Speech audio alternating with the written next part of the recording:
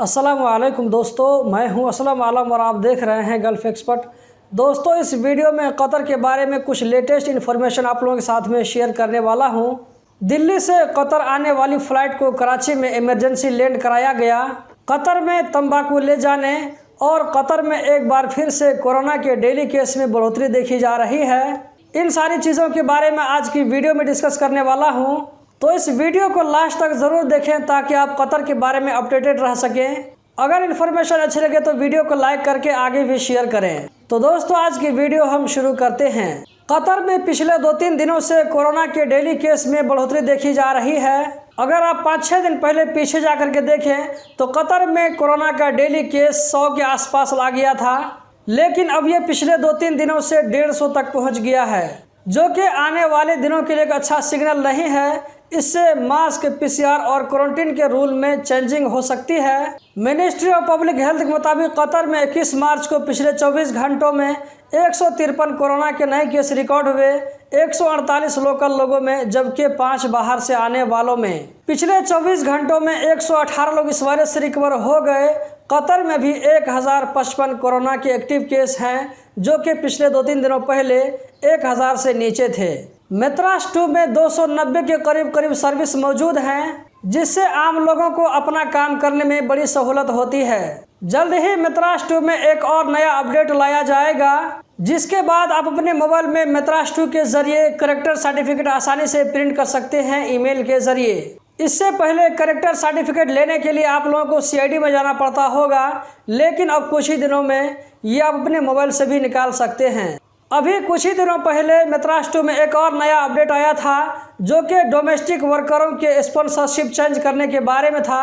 इसके बारे में मैं इससे पहले वाली वीडियो में बता चुका हूं, आप लोगों ने भी ज़रूर देखा होगा।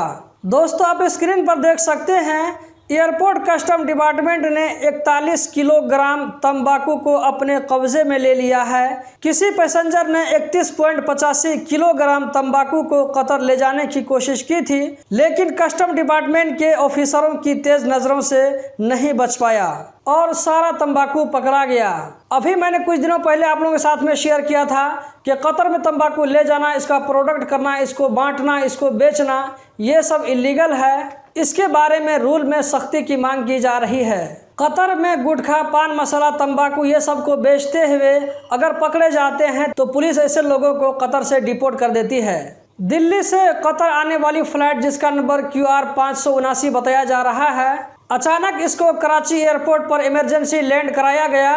इसकी डिटेल कुछ इस तरह है कि कतर एयरवेज की ये फ्लाइट दिल्ली से सुबह 3:50 पर उड़ान भरी थी और कराची में इसको 6:30 बजे इमरजेंसी लैंड कराया गया।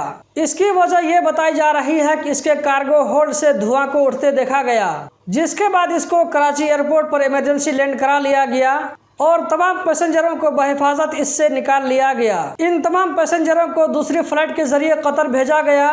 लेबर मिनिस्ट्री ने एक मैन पावर के लाइसेंस को कैंसिल करने का ऐलान किया है। ट्विटर के जरिए इसकी वजह ये बताई जा रही है कि वो मैन पावर लेबर मिनिस्ट्री के रूल को वायलेशन करते हुए दूसरी एक्टिविटीज़ को भी ऑपरेट कर रहा था, जैसे हॉस्पिटैलिटी के फील्ड में अपने वर्करों को भेजना और भागे हुए वर्करों को काम पर लगाना, जिसकी वजह से इस मैन पावर के लाइसेंस को कैंसिल कर दिया गया। तो दोस्तों, यही थी आज की वीडियो। उम्मीद करता हूँ ज़रूर पसंद आई होगी।